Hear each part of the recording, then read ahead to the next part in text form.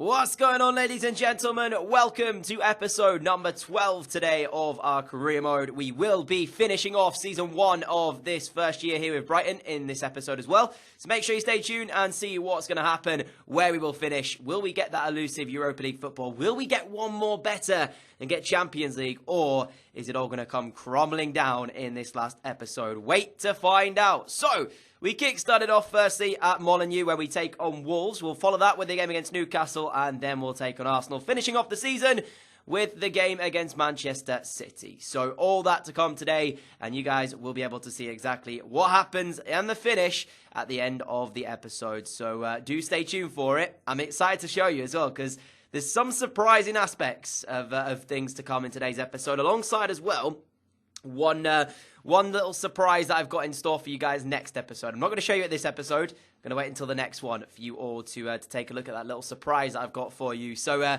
we will cover that, of course, next time out. But to kick-start today then, Molineux is the ground, Wolves the opponents, and a win here will put us at least within touching distance of securing that Europa League spot. We started off really well. We had the majority of the play in the first half. Rui Patricio in this game, man, was absolutely sensational. He pulled off some incredible saves, including this one here from an Anthony Knockaert free kick. You can see I had to take this with a left footer because of the fact that I didn't fancy it on the right. He got it on target. Full credit to Patricio, who got out well and stretched to make the save actually happen. But as we ended off the first half, we continued the second in good form and were able to get a good shot here. Knockaert laying it across towards Ollie Watkins. It was good defending in the first instance from Wolves, but then as the corner was put in towards the mixer by Pascal Gross, and it was met in the middle of the box by Davy Proper, who would head us 1-0 in front. But I want to highlight the run made by Anthony Knockaert there to go to the short corner, because he did pull out a defender, which maybe allowed us that little bit of space there, you can see, for Davy Proper to make that run into. He gets ahead of his man. You've got to give him credit where it's due. That's a difficult header, especially with Lockyer also jumping up for it. You know, that would have obscured his vision a little bit, but he got his head to it and was at least able to direct it goal bound. And unfortunately for Patricio, who otherwise had a really good game, he had been beaten here, and it was Brighton 1, Wolves 0. Javi Martinez, though, looked to spoil the party within the last pretty much kick of the game. I brought him down with Davy Proper, knowing full well that he would be sent off. But that right there is what I like to call a goal-saving tackle. Yes, it's dirty play. Yes, it's not very nice and not very sportsmanlike. But you know what? You've got to do what you've got to do when it comes to securing a win. They were through on goal after a mistake made by us. I had to do something. And so Davy Proper brought down his man, got the red card. It was a straight red because he was through on goal as well. And the goal scorer was then eventually sent off as we went down to 10 men. You can see here I'm showing you Patricio with 8 saves made in that game. An unbelievable performance from him. On another day, he would have actually helped his team get something from that game. But unfortunately for him, it wasn't enough, and we did end up winning by 1-0. So after that game had been played, that is how it looked for the league table. Chelsea in 5th, Arsenal in 6th, and Everton in 7th. But you can count out that 7th spot because of the fact that Liverpool won themselves a Carabao Cup. So they will take the one of the spots for the Europa League already, courtesy, of course, of a qualification round. Chelsea were playing in the FA Cup alongside Newcastle. That was the final of the FA Cup. So depending on the results else there, you know, we'll see if that's going to have an effect on who gets it. But all we knew is that we needed that 5th place spot at least in order to get ourselves into the Europa League. Now, showing you a couple of little interesting news articles here. The first one, of course, is the Player of the Month shortlist for May, which we have Pascal Gross in there, not for the first time. He's consistently in these Player of the Months. But also, there was a little news article that popped up in regards to this game right here at the Emirates. Arsenal taking on Brighton, because the winner of this, arguably, will secure themselves Europa football, because Arsenal were lower down. You saw it in the table. They still mathematically can catch up and still can actually get in the Champions League. So I thought it was quite a cool little, news article to actually show the fact that both sides will be fighting it out here. And this was a very tough game. Again, there is the table, of course. Arsenal 5 points behind in the league currently to us. And I think even if we draw this game, we are pretty much secure, if not actually secure, of Europa League football. So that's the only thing we need here from the Emirates. But as you guys know, if we win it, man, we can then start to dream a little bit more. Could you imagine Brighton in the Champions League after the first season of football here at the Amex? That would be some story, seriously. But I'll accept that Europa League football if we can get it. Unfortunately, we didn't start very well here at the Emirates. We were a 0-0 down inside the first 16 minutes. A good effort from one of their players, setting up the crossbar on the post, and it came back out to Mkhitaryan, who kept his shot low and hard. I was a bit disappointed in Frank. To be frank, pardon the pun, he should have done better. I've got to say that, because getting beaten near post like that obviously isn't a good thing to have happen. So I'm still not completely set on a number 1 next season. I think we need to try and make a signing of 1. Obviously, I'll look into that at some point. But to go 1-0 down the way we did, I felt a little bit frustrated. We fought back in the second half. A delivery from Ryan Sessegnon in towards the mixer. Arsenal deal with it, but then start messing around with the ball inside their box. Don't clear their lines, and then it falls to Florian Andone, and he scores the equaliser for Brighton with a matter of 20 or so minutes to play here at the Emirates. That pulled us back level, and with this result staying as it is, it looks like it's going to be Brighton in the Europa League next season. And I was so happy with this thing here, because we hadn't actually done very well in the game. We were pretty poor throughout. Arsenal, they dominated play here. We were having to basically feed at scraps effectively. And so to actually score and get an equaliser in a game where we were already 1-0 down, I was pretty happy with that one. So Arsenal 1, Brighton 1 at this point. That goal will secure us Europa League football, provided we can hold on to at least the draw here. But things could have got even better. Pascal Gross here stood over the free kick that we won. Has his effort. We've seen him score once this season from the free kicks. Well, he was very close to making this 2 on Brighton. And if we'd have won the game, I would have been sat here talking about Champions League to you. But because he actually unfortunately missed it, the result was 1-1 here at the Emirates, which does mean we do get Europa League football, but there's still 2 more games to play. Depending on the results in these last 2 games, it will either be Brighton in the Europa League or Brighton in the Champions League. I mean, given the way we've played this season, I think I prefer for us to be in the Europa League, because I've looked at the Champions League. There's some incredibly tough teams in there, and I just think that the way as a side is, I mean, you're looking at the table now. Yes, we've done very well, but you've got to remember we were out of the Cups very early. You know, we weren't playing in a Europa League competition or a Champions League competition. So in that regard, I don't think we'll be as competitive if we get in the Champions League. If we go Europa League, I feel like we can be competitive and actually be able to potentially go quite far. But I'm looking at the Champions League and thinking to myself that that is a more tough competition. Obviously, there's better sides in there. Will we be able to compete? That's my slight worry. So we're guaranteed Europa League football now. We celebrate the chance to shine on the European stage, as it said there with that news article. But we took on Newcastle at the Amex here, and a victory in this game would secure us Champions League football. You're hearing that correctly, ladies and gentlemen.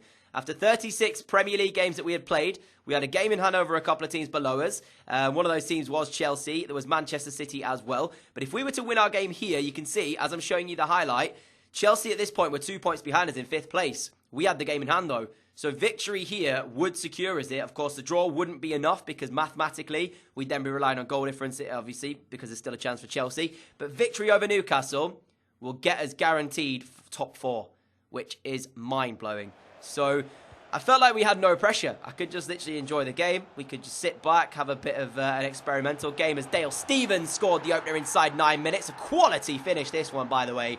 It's I didn't actually realise how good a finish this was until I edited the episode back.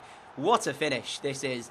The sole of your boot to actually get this on target, in off the post, it is quality from Dale Stephens. I'm pretty sure there was a similar one that Ibrahimovic has done in the past. I mean, his was slightly better, but take nothing away. That is a class finish from Dale Stephens. And that put us 1-0 in front. Like I said, no pressure. I was feeling like we could just get this job done, honestly. And to see that the side has come the way it has, especially playing ultimate difficulty this season, I spoke about it before, this is quite possibly one of the harder chances and sort of things that we've done in career mode, especially with a new difficulty out. You know, it took a while for me to actually get set in stone on this one. We went 2-0 up for Anthony Knockaert, and I'm incredibly happy with the way that this season has gone. Like, with this result, the way it is, 2-0 up inside 20 minutes here at the Amex, this victory securing us Champions League football at least, that is absolutely mind-blowing. My only problem is, like I said to you guys, competitiveness. Are we still going to be able to do that in the Champions League? Would have been a bit more competitive in the Europa League than I feel like we are going to be in the Champions League. Obviously, we'll give everything we've got when we get to that stage. As into the second half we go, Pascal Gross in towards Davy Proper, back to Gross, back towards Izquierdo, and he finished it off to make it Brighton 3, Newcastle 0, as we were running rampant here at home.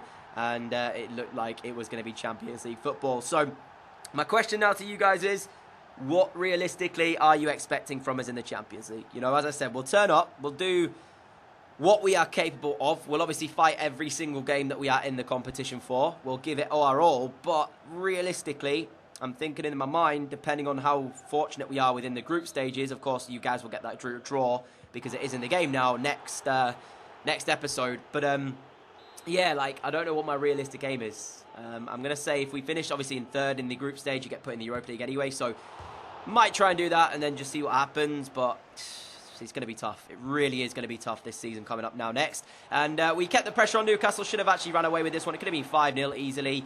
We hit the woodwork from a free kick. And then David Proper gets in there. Tried to be a little bit cheeky and go underneath the goalkeeper, which worked, but then I just didn't shoot, and that was the problem. But ultimately, it didn't matter because we did get the 3-0 win after a very commanding, convincing performance here at the Amex.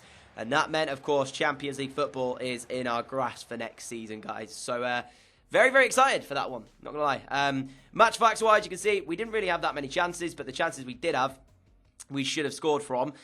We did score 3 of the ones that we had, obviously, so that was obviously good as well. But that is the Premier League table. Then after 37 league games, we're actually only 6 points off of Spurs as well in the title race. So I think that's pretty cool, by all accounts. For a first season where we largely have kind of just got to grips with ultimate difficulty and kind of just worked our way into it, to only be 6 points off of the title winners, I think is a very, very good result in the end. Decided to sim the winners Man City because the worst case scenario would be that we dropped to third rather than stay in second, which we were currently at. But in the end, we actually went on to beat them. Izquierdo and Charlotto scoring the goals for us there in a 2-1 win at the Amex, which meant the season has come to a close, ladies and gentlemen, after 38 Premier League games. We have 70 league points, 3 points in the end off of Spurs, who lost in their final game. But of course, I'm not counting that because we did just sim the game against Man City. Chelsea in 4th. They snuck into the last Champions League spot even after they're playing in an FA Cup final. City in 5th, United finishing 3rd. We, of course, finished in 2nd place. Brighton and Hove Albion in 2nd place after the first season of this career mode is absolutely brilliant. Thrilled with that one. Obviously, Champions League football coming up as well. We've got so much to look forward to for Season 2. And I got another surprise to show you in store as well at the end of this episode to show you why I'm more even excited for the next episode, because I'm sure you guys will be when you see what's to come in just a few moments. But as we're looking through the news articles, we had a player in the team of the year. I think we had 2, Izquierdo and Pascal Gross were the 2 that we got in there. Surprised, actually, we didn't have a few more, because I think overall, to finish 2nd in a season with this Brighton side, I know you have 2 players in the team of the year, I think is a little bit harsh by the game, but obviously I'm not gonna say too much other than that, because we didn't actually score that many goals this season. We didn't concede a lot either, so there was that. Newcastle winning the FA Cup final, so that's quite interesting as well, which means Chelsea, the 4th place that they have got, does mean that they'll still play Champions League football, but it was lucky they got that, because obviously they ended up losing in the FA Cup final itself. They also went on to win the UEFA Europa League, so in regards to that, it largely didn't matter that they got themselves into the top 4, because after winning that, it means that they'll be even in there anyways after winning the Europa League. So, obviously good. In terms of the Champions League, ladies and gentlemen, Cristiano Ronaldo was the man to lift it again. He just has this knack for winning in the competition, doesn't he? This time, Juventus emerging as champions after a 5-4 penalty kick win against PSG after a 2-2 draw was played out over the full time, and extra time. It was kind of strange to see him winning it again, though. Top scorers, it went to Harry Kane, the Golden Boot, but I thought we'd take a look at who actually scored the most for us personally, and that man was Ali Reza, scoring 8 this season, which is not ideal. If you're looking at the way we played, and you're potentially looking at this thinking to yourself, we could have won a league title, we need to score more goals, To only have 1 player on 8 in the list is, well, that's actually quite bad. I'm a little bit disappointed, to be fair. But then again, I was just kind of finding my feet, as I said. So next year, hopefully, we'll score a few more goals and we'll get ourselves up further into that top spot of the Premier League. Who knows? But with the Champions League to contend with as well, I feel like we're just going to have to kind of just ride it and just see what happens. Take it game by game again like we did this year and just try and get top 4 again. So with that, guys, showing you a squad report to end off the season number 1. Because there's a lot of players in there who play quite a few games, and there's quite a few as well who maybe won't play much of a part next season, which I'm sad to say, but there's the likes of potentially Shane Duffy. We need to probably improve if we're playing that. Without sounding harsh, is he good enough to be playing in the Champions League? Probably not. So, he won't really feature as many times as he did this year. You know, the likes of maybe Dale Stevens as well, another one that won't feature as many times. Anthony Knockhart featured 32 times for us. Again, probably won't play that much next season. Locadia and Done, I've got to decide between which one I want, and that's because you've got a surprise coming next episode. Obviously, I'm going to leave that for you guys, so you guys will have to wait and see what's going to happen. But as we end the episode off here, guys, I want to say a massive thank you for all of the support over the season 1 of the series. I'm looking forward to season 2, mainly because this is the surprise I had for you. The board set our budgets at £100 million. So after, kind of moving over slightly, we have 90 million to spend. Ridiculous. I cannot wait. Alongside the pre-contracts joining us, which you'll see next episode, guys. I'm looking forward to it. I am going to try and get it out for you in the next couple of days. Until then, though, thank you so much for watching. A like would be greatly appreciated if you did enjoy it. If you are new around here and like what you see, subscribe button is down below. And until next time, guys, leave me some suggestions of who you want to see us join here at Brighton. But I'll catch you all again for the next episode very, very soon. See you all again. Adios.